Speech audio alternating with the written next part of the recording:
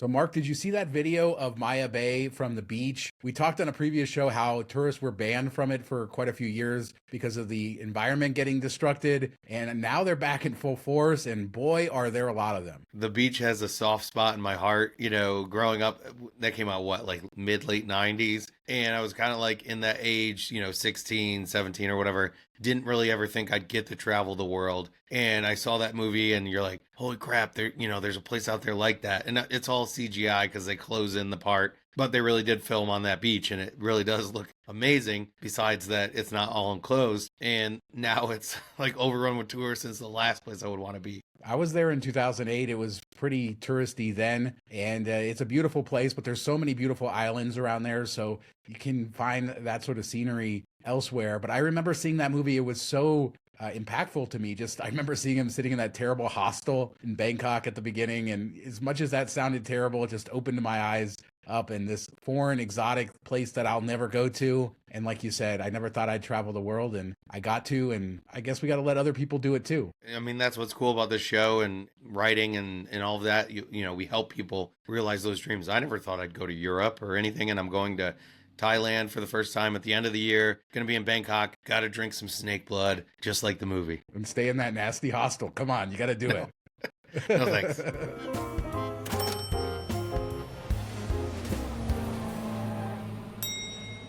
It's approaching the end of June, and I guess in American Express Business Platinum land, it's Dell credits have to be used. Every one of those cards has a $200 Dell credit that you get twice a year. So the first one is good from January through the end of June, then another one July through December. So every travel hacker out there, every person with this card trying to figure out what to buy at Dell. And do you have any suggestions? I've been doing this for a long time. I feel like I've gone way down in the well of things to get at Dell. I don't have computers or monitors or anything else I need right now. It's easy when you first start out. And when people say I've had this card for a year and I can't figure out to get them, like, come on, man, Dell has a lot of stuff. But if you have multiple of these because of no lifetime language offers, or you've been doing this for a while and you kind of run out, the good thing is with having kids, it makes it a bit easier. I mean, my kids have Christmas and birthday has been sponsored by Dell for a while now. So I always try to get something, they each have a Switch. I even have a Switch, gotten them Xboxes and stuff like that, computer monitors, new computers, everything as they're growing up that you need to get. We've run through that a bit. One thing I want to get is a camera. This one has a built-in printer that turns it into stickers and stuff, and it's like the new and improved Polaroid type of camera. So I think that's really cool. They have Alexa devices. What's the one, the Show or whatever, that you can put in your kitchen, and it's like a little TV, and you can do video calls. Do you have one of those yet? No, so I have bought monitors, I've bought gaming consoles over the years, all kinds of different stuff. This time, I just actually placed an order over the weekend, and we should say that there's a couple things. You can use up to 3 payment methods. So if you have 3 Business Platinum cards, you could buy a $600 item or spend $600 and split the payment among 3 different cards. And that shopping portals are often very good. Rakuten has been up to 15x in the past. I think they've been up to 12x in the last week, certain times. But you can earn pretty good on the shopping portals. Rakuten, I earn membership rewards through them, so that's fantastic as well. But this time, I just did the Philips Hue lights. I needed some new can lights for my living room, so I'm doing that. Probably like 2 or 3 times the cost I could get them on Amazon from a different brand, but it is what it is, and at least I'm using them. Yeah, I know our buddy Han's always like, oh, but the markup. I'm like, it's a credit. Like, you can't focus on that. It's saving you. If you would have spent $100 on the lights, but you paid $200, it still saved you $100, and that offsets your annual fee. So you can't like price check them too much. If it has something you're going to buy anyway, buy it no matter the price. There's also, be sure to check your Amex offers. A lot of times there's 10% back or extra, points that you earn. There's deals to be had, and there's quite a bit of stuff on there. You just got to do a little digging. So let's move on to this hotel pass. Wyndham is launching their ultimate hotel pass. $499, and you can use it for 30 nights. The pass is going on sale July 8th, and once you get it, I think you have 3 months to use it. You can use a second night from the pass for other people, so you can book for yourself and for other people It doesn't seem like there's blackouts here. I guess the big catch, Mark, there's only 25 of them. You can sign up now. You don't have to wait till July or whatever. They'll just announce winners on July and email you and see if if you get it in a couple minutes. Might as well try. And 25 is, 2.5 times what they were giving away to Hawaii, and yours truly got to go there thanks to Arby's. So it's always worth doing. You never know, right? That's exactly what I was going to say. These are like Arby's Hawaii odds. And yeah, you absolutely should do it. But I mean, anybody in the right mind should do this if you can. Wyndham, they have some lower end properties, but they have enough nicer properties. You're talking $16 a night if you can use them. The fact that you can use a second night from your pass for other people, so you could get 2 rooms at the same hotel on That's one night huge. just using. Yeah, I think that's great. So you can really plan around this. And I mean, this is just a great deal. That's why there's only 25 of them. It's more marketing than anything else. Yeah, even if you just did the weekends, like you stayed Friday through Sunday because you don't have a lot of vacation time, and you're booking 2 rooms, you can use up the majority of it, and it's still a great deal. I mean, they still have some good properties around the country, and definitely internationally, they have some better properties. And I would do it in a heartbeat, even if I couldn't max it out. And I think it's great that you get 3 months. I think a lot of people could, at least use half of these, especially if you're booking 2 rooms. So transfer partners, one of the biggest, best things to do is to earn transferable currencies like Chase Ultimate Rewards, American Express membership rewards, and they have partners where you can transfer your points, often 1-to-1, but the ratio may differ to those partners, and then you can book international awards, a lot of times cheaper than if you transferred to a partner that's domestic. So it kind of opens your eyes up to other programs, things that you might not know. And American Express has some of the better transfer partners, and we often are earning a lot of membership rewards. We talked about Rakuten. I earn a lot through there. These platinum sign-up bonuses, these no lifetime language offers that we've talked about on previous shows. I just end up with a ton of membership rewards. Someone asked us, what are our favorite transfer partners with American Express?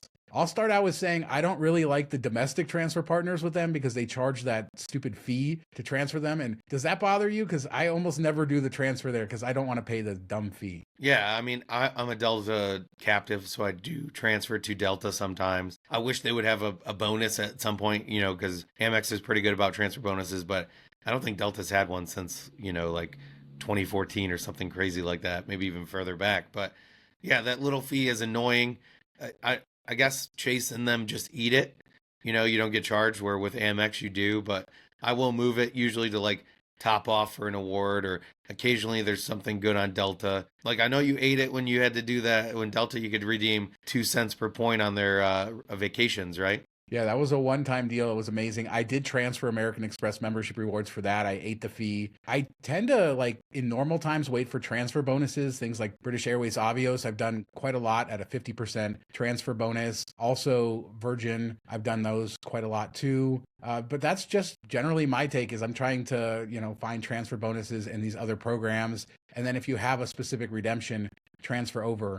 I'm almost never transferring over willy-nilly without a specific case in mind, unless it's a program like, British Airways that I know I've used them enough where I'm willing to do it for a 50% bonus. Yeah, I think if you have a go-to program that like is your number one, a lot of people, that's Aeroplan, with Chase and stuff. So if you have that set up and you see a bonus, definitely take advantage of it. But for the most part, I won't unless I know that.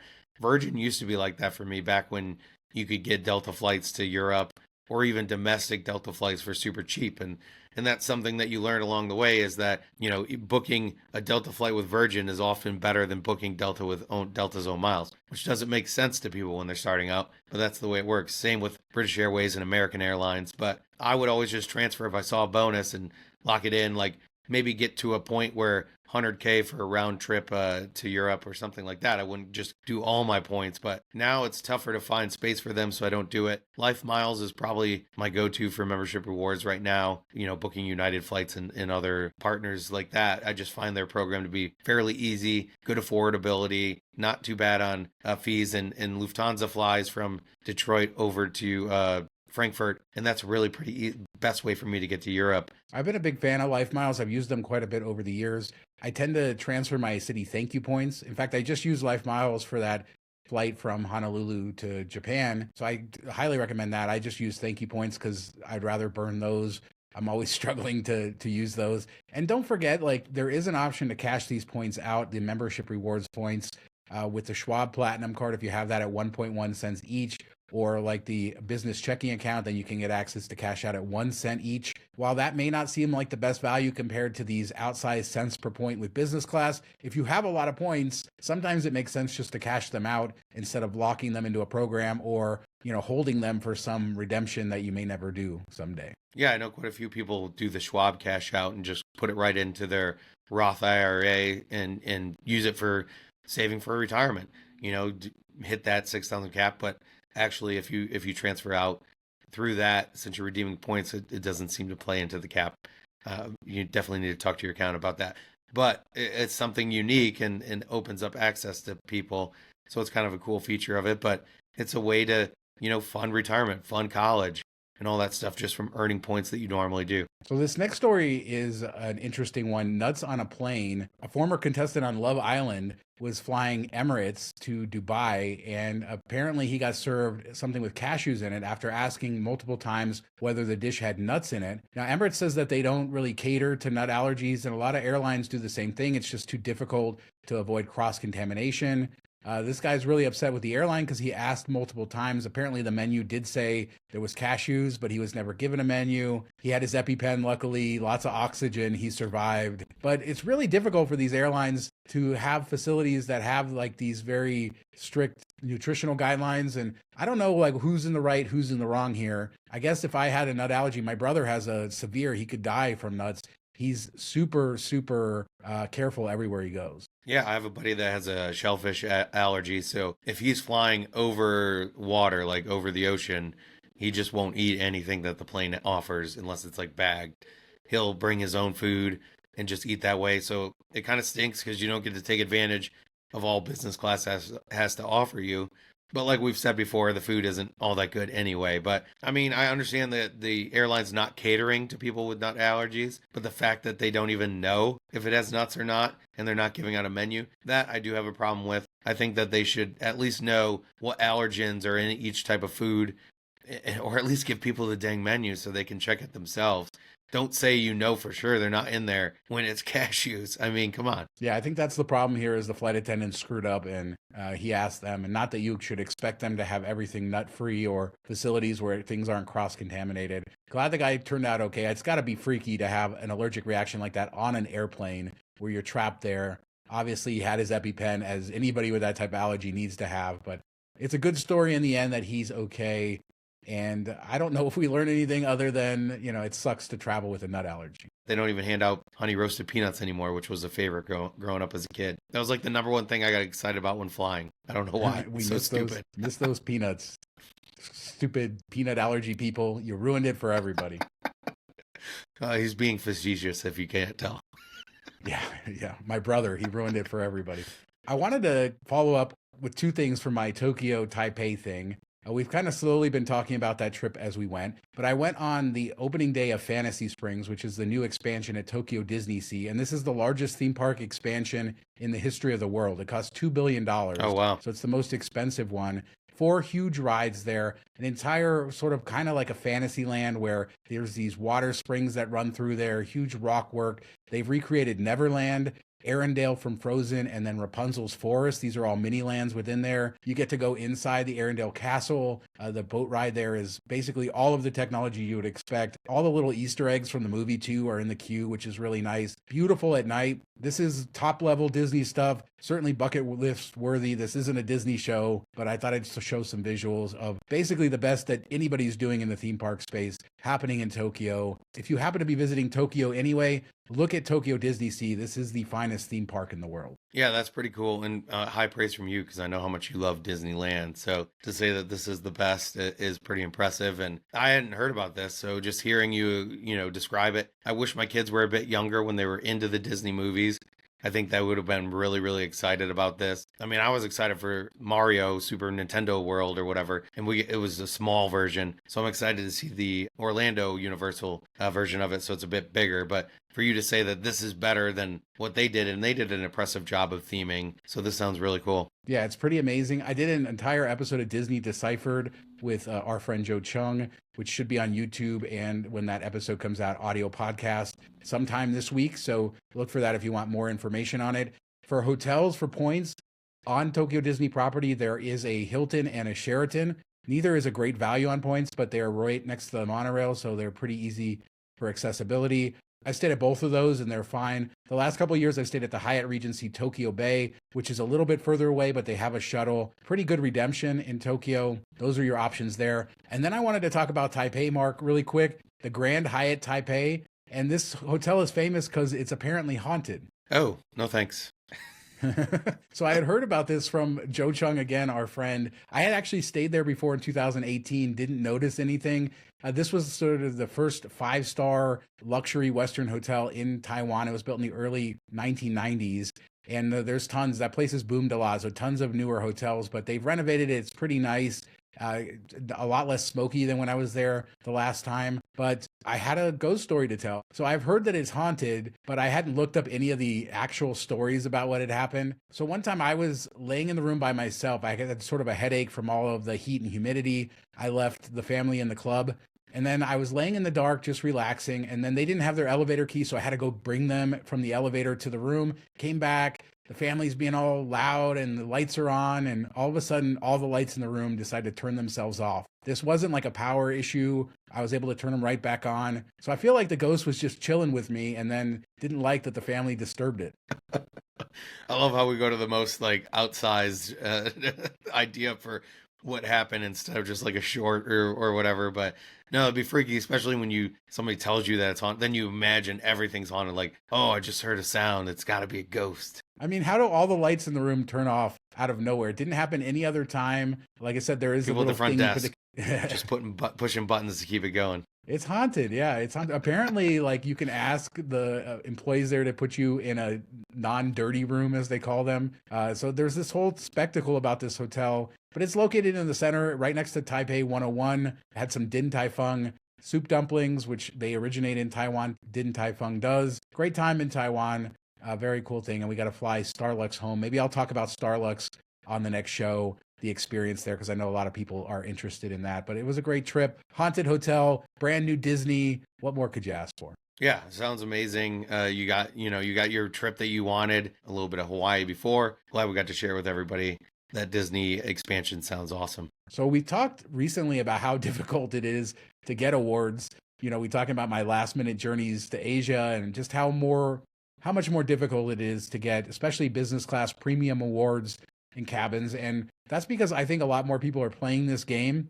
There's a lot more tools available too that are alerting people, that are checking inventory space.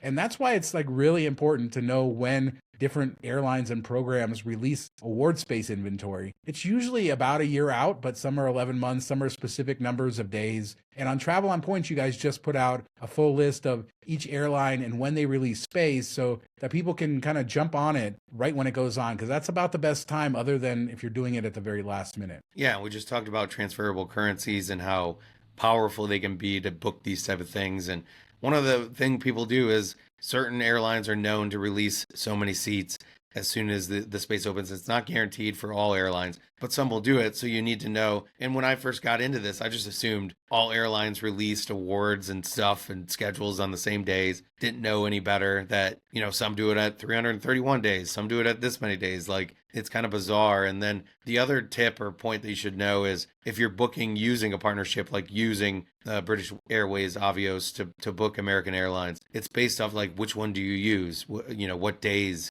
will be the release. It's whichever one's shorter, or closer, So if one's 330 days and one's 335 days, let's say, it's going to be 330 days, even if you're using points from the 335 days. Yeah, and this is laid out pretty well in the article. And, it may seem like overkill to be stalking this stuff the day it goes out, but I promise you, I know a lot of people. I know a lot of people who do it. I've said a million times, I'm terrible at it. I'm always last minute. I'm really trying actually to look for stuff for next summer now, trying to be good about it. But if you're not doing it, somebody else is, and they're the ones getting the space, and they already have their next year already planned out. And yeah, I'm super jealous of those people. But yeah, this is the time to kind of get on that. Oh yeah, they got like alarms at 12:01 a.m. or whatever the time. Sometimes it's different times too, which is crazy. But yeah, people, track this stuff even when they're not booking yet, just to see when it's releasing. So when they are booking, they know what to look for. So it's the worst crime on an airplane, I think, leaving the window open when it's like a night flight or all the lights are off. And this picture on Reddit surfaced about this person flying with their spouse, and he left the shade up the entire flight, doing all kinds of annoying things. I had this on a flight last year from Hong Kong to Amsterdam, where the entire flight, this guy left the window open and he was working the entire flight with the window. Everybody else is sleeping. The entire cabin's dark. Is this the worst crime? I love the Boeing 787 because the flight attendants can just black out the window. Yeah, I think that's kind of cool that they can do it and it takes the choice out of it. I know there are some people that get like claustrophobic and they need the window open to feel a bit safer, but this guy was just working. So I don't know, is that worse than having the overhead light on? I don't know, probably yeah, it is, but it's tough. You don't know what people are dealing with, fear of flying, so you like judge them a little bit, and maybe that's something that they need. But it is better when the flight attendant can just handle it. We all have family members that we are better to fly with, and some that are worse. And it's funny, I've seen people that purposely sit apart from their spouses because they just argue on the plane or like different things and can't handle it. Have you ever purposely sat separate from Jasmine? We haven't. When I fly with my friends, obviously, sometimes we'll do like two aisles so that we're kind of next to each other, but not sticking somebody in the middle seat. Jasmine's a pretty good flyer, but yeah, I've seen plenty of couples do that. I've seen a lot of couples do, especially older couples, do that aisle seat thing. But yeah, I mean, sometimes you just need a break from them, especially you're traveling and, you're on the road, and sometimes you just want to go into that zone and be by yourself. And that's kind of, especially if you have family and kids and the other parent is doing it and you're off by yourself. We've done that sometimes too. I could see it, but if you don't like flying with your spouse, maybe it's time to find a new spouse. Yeah, I actually would prefer to sit next to my son because one, I get more space because he's smaller, younger.